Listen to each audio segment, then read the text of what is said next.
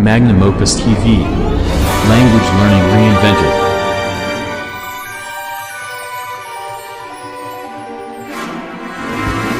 Subscribe and be updated.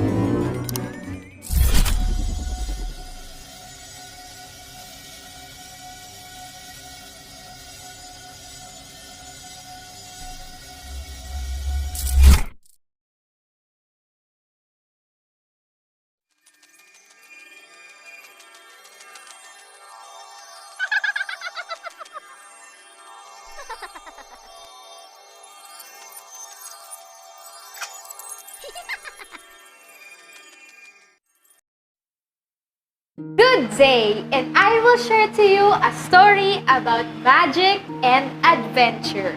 Hansel and Gretel by the Grimm's brother.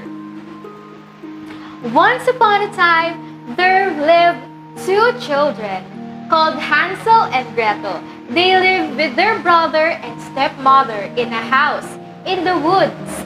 Their father was a woodcutter. The woodcutter was very poor. He could no longer provide food for his family. One night, his wife suggested that they take the children into the forest and leave them there. Hansel and Gretel overheard what their stepmother had said. They were very sad. Hansel kept outside and found some white pebbles. They shone brightly in the moonlight. He filled his pockets with the pebbles and crept back inside. The next morning, they all went for a walk in the forest. As they walked, Hansel dropped the pebbles along the path. They went further and further into the forest. Hansel and Gretel grew tired, so the woodcutter made a fire and told them to rest there. When they awoke, they were all alone, but Hansel's plan had worked. They could follow the stones all the way home. When they arrived home, the woodcutter was overjoyed. However, their stepmother was very cross. Later that night, she told the woodcutter that he must get rid of the children again. The next day, the stepmother gave Hansel and Gretel 2 slices of bread for their breakfast. They set out into the forest again.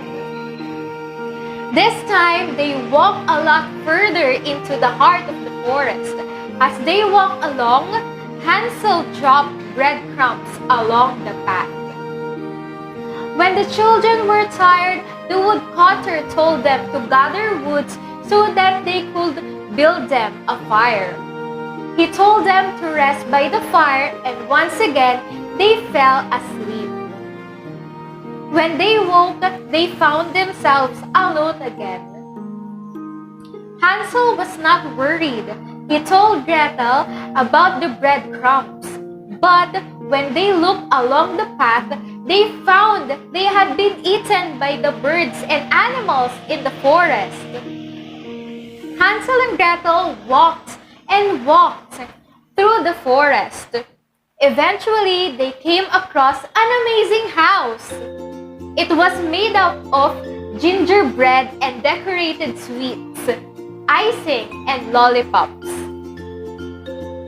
Hansel and Gretel began to eat the sweets.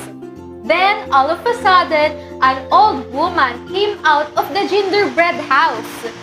She invited them inside. But once the children were inside, they found that the old woman was very cruel. She looked Hansel in the cage. She wanted to fatten him up and eat him. One day, the old woman showed Gretel the oven where she was going to cook Hansel. Gretel decided to trick the old woman. She told her that Hansel was too big to fit in the oven. The old woman leaned forward to take a closer look. Gretel pushed her straight into the oven. Next, Gretel found the key to the cage and unlocked it so that Hansel could get out. They were overjoyed. Before leaving, Hansel and Gretel had a look around the gingerbread house. They found a chest full of gold coins. They decided to bring the chest home with them. After a long walk through the forest, Hansel and Gretel eventually found a path they recognized. They ran excitedly along the path and finally saw their home in the distance. There, outside the cottage, was their father. Their stepmother had died. Now they had enough riches to last them a lifetime, and they will never be hungry again. The three of them lived happily ever after. The end.